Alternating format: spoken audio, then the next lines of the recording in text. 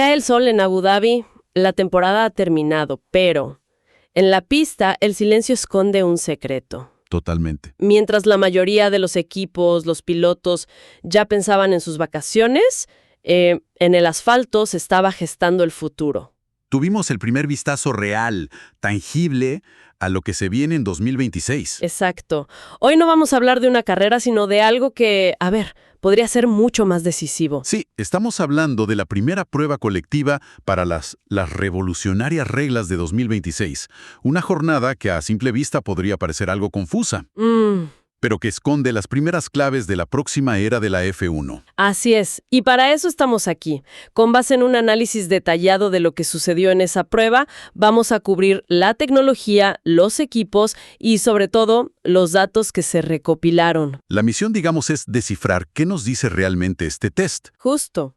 ¿Son estos saltos experimentales una ventana precisa al futuro? ¿O solo un experimento carísimo y confuso? Hay que separar los hechos de las especulaciones. A ver, vamos a desglosar esto. Para empezar, hay que entender qué es lo que vimos en la pista. Porque no eran autos de 2026, sino lo que se conoce como un automula. Exacto. Básicamente es un coche actual, pero modificado para simular las condiciones del futuro. O sea, la carga aerodinámica que se espera. Principalmente eso, la carga aerodinámica. Es un concepto clave. Piensa que es como intentar probar el motor de un superdeportivo en el chasis de un auto familiar. Ok, entiendo la analogía. Funciona. Puedes obtener datos del motor, pero todo lo demás, el manejo, el equilibrio, todo viene con muchos asteriscos. Y el test tenía objetivos muy claros, ¿no? 3. Fundamentalmente. 1. Probar esa aerodinámica simulada. 2. Experimentar con algunos componentes prototipo. Y 3, el más importante. Y el más importante de todos, darles a los equipos la primera prueba real con los neumáticos Pirelli definitivos de 2026. Vimos a los 10 equipos actuales ahí, pero me saltó una ausencia. ¿Sí? Cadillac. Uno pensaría que, siendo el equipo nuevo, estarían desesperados por participar. Se quedaron fuera por una cuestión de reglamento. Como no son un equipo actual, no se les permitió usar el Ferrari de 2023 que han estado usando en sus pruebas. ¡Qué duro! O sea, mientras los otros 10 ya recogían datos... Ellos en el garaje. Es un golpe fuerte, ¿eh? Empiezan con una desventaja de conocimiento desde el día cero. Entiendo. Pero, a ver, si estos autos mula son tan imperfectos, una especie de Frankenstein mecánico, ¿por qué los equipos invierten millones en un test así? Porque el premio gordo, la verdadera razón por la que todos estaban allí, era la data sobre los neumáticos. Ok. Hay que entender que las llantas de 2026 no son una simple versión más pequeña de las actuales. Son un rediseño completo. Completo. Más estrechas, cambia la construcción, la deformación, el comportamiento térmico. Todo es nuevo. Pero insisto, ¿no pueden simular eso en sus fábricas? ¿Con toda esa tecnología? ¿Por qué es tan vital tener esos datos del mundo real tan pronto? Porque los simuladores, por muy avanzados que sean, se alimentan de la realidad. Son bestias que necesitan datos reales para ser precisos. Ah, claro. Obtener información de cómo se comporta la superficie de contacto del neumático con el asfalto, eso es oro puro. Es la diferencia entre diseñar un auto basado en una predicción. Y diseñarlo basado en un hecho. Exacto. Con esa información calibran sus modelos de degradación, sus ventanas de temperatura. En resumen, para que su simulador deje de ser una fantasía. Y empieza a reflejar la física del nuevo neumático. La batalla de 2026 se está ganando ahora mismo en esos simuladores, y este test fue la primera gran actualización de software para todos. Bien, entonces, si te entiendo bien, la velocidad no importaba. Todo era entender cómo se deforma ese pedacito de caucho en el asfalto. Ese era el verdadero tesoro del día. El verdadero tesoro. Exacto. Como dijo el director de Pirelli, Mario Isola, para ellos fue una validación final, sí, pero este test fue mucho, mucho más importante para los equipos. Les dio a todos la misma línea de base. Ok, los neumáticos eran el premio gordo, entendido. Pero mis ojos, y creo que los de todo el mundo, estaban pegados a algo visualmente mucho más llamativo. Aquí es donde la cosa se pone realmente interesante. Vimos por primera vez en acción el concepto de la aerodinámica activa de 2026. Parecía ciencia ficción. Totalmente. Partes del auto moviéndose en plena recta. ¿Qué estaba pasando exactamente ahí? Estábamos viendo los primeros prototipos funcionales del futuro. La idea en 2026 es que tanto el alerón trasero como el delantero se muevan para reducir la resistencia, el drag. Y luego vuelven a su posición para las curvas. Justo. Lo que vimos en Abu Dhabi fue el primer ensayo público de esa tecnología. Y vimos dos filosofías de diseño, opuestas, diría yo. Sí. Mercedes apareció con algo que solo puedo describir como tosco. Se veían los tubos, los actuadores, todo el mecanismo expuesto en el alerón delantero. Parecía un prototipo de laboratorio. Sí, muy crudo. Y luego estaba Ferrari con una versión súper refinada, muy sutil, casi no se notaba el mecanismo. ¿Por qué esa diferencia tan abismal? Bueno, la diferencia tiene una explicación lógica. Ferrari estaba más avanzado porque ya habían desarrollado un sistema parecido para los test privados de Pirelli durante el año. Ah, ya tenían experiencia. Tenían más experiencia. Pero hay que ser claros. Ambos son solo prototipos. El sistema real de 2026 va a ser mucho más complejo. Me intriga el de Mercedes. ¿Fue un trabajo apurado o había una intención detrás de esa apariencia tan industrial? Es una excelente pregunta.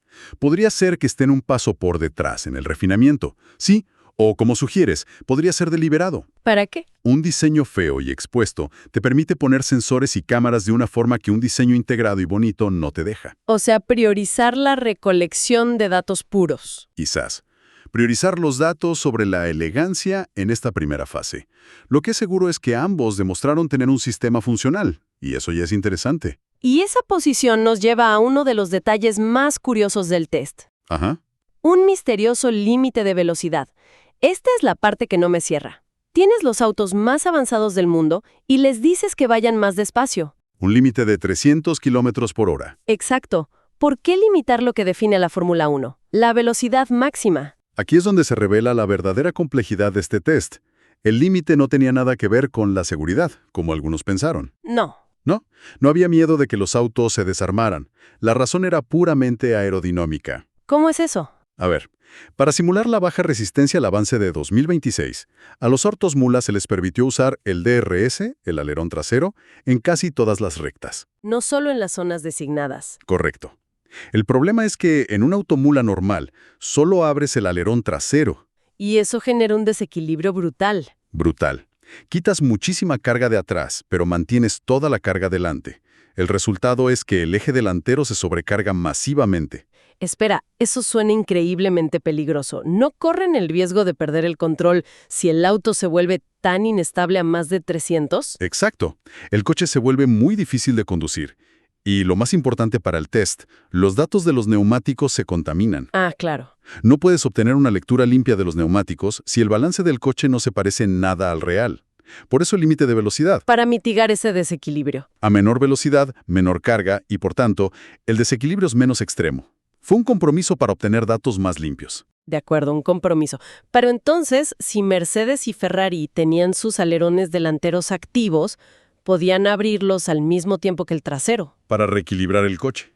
Lo que significa, un momento, ¿no me digas que ellos estaban exentos de ese límite de velocidad? Ahí está la revelación clave, precisamente. No puede ser. Ferrari y Mercedes, al poder reducir la carga también en el eje delantero, mantenían el coche equilibrado. Por lo tanto, no necesitaban el límite de velocidad. Pudieron rodar más rápido. Mucho más rápido en las rectas, logrando una simulación muchísimo más fiel a lo que será la aerodinámica de 2026. Eso es una ventaja competitiva gigantesca. Enorme. Mientras 8 equipos probaban en condiciones artificialmente limitadas, estos dos estaban en un escenario mucho más real. Suena casi injusto. Desde un punto de vista competitivo, lo es. Obtuvieron un conjunto de datos tanto aerodinámicos como de neumáticos a alta velocidad que los otros 8 equipos simplemente no pudieron conseguir. Estaban jugando en otra liga ese día. Totalmente. Entonces, ¿qué significa todo esto en términos de rendimiento? Porque los tiempos por vuelta de estos autos fueron bastante más lentos. Sí, significativamente más lentos. Hablamos de entre 2,5 y casi 4 segundos en promedio comparado con los autos actuales. La pregunta es obvia. ¿Serán los autos de 2026 mucho más lentos? Es la primera conclusión, la más fácil, pero es una métrica unidimensional y francamente engañosa. ¿Engañosa o no? Generó un debate enorme. James Bowles, el jefe de Williams, fue muy directo y calificó a los autos mula como una chapuza. Sí, usó esa palabra. Dijo que están demasiado lejos de la realidad como para dar una lectura clara.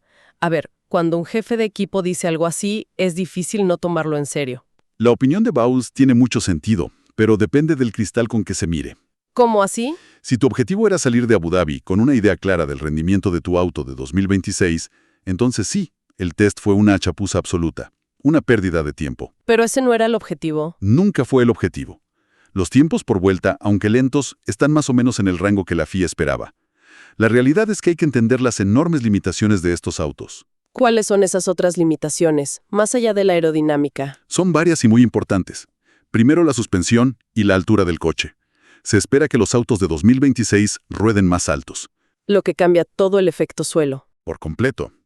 Y los Mulan no podían simular eso.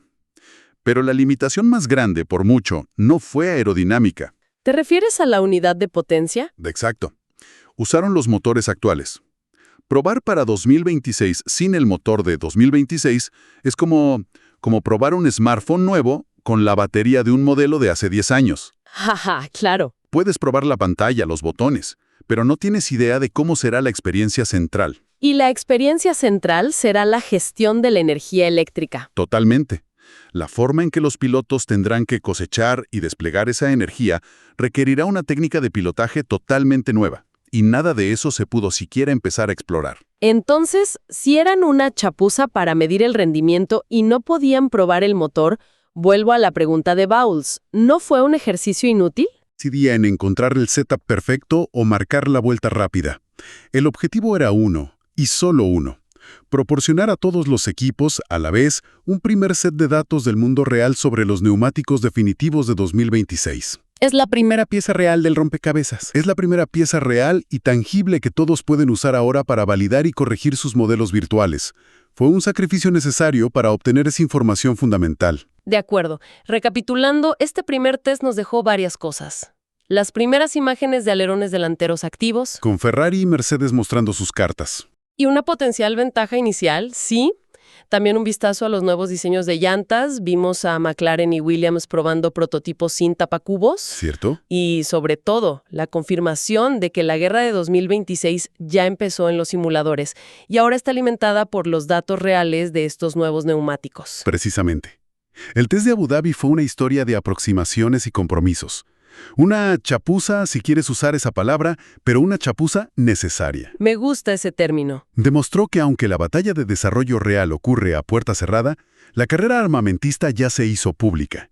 Y lo más importante es que ahora todos los equipos parten con la misma información fundamental sobre el componente más impredecible, el caucho. Y esto nos deja con una idea para reflexionar. Vimos a Ferrari y a Mercedes probando componentes más avanzados, que les dieron una ventaja clara en este primer test. En una era de topes presupuestarios, que en teoría es para igualar las condiciones, acabamos de ver a los equipos más grandes usar sus recursos para obtener una ventaja de datos desde el día 1.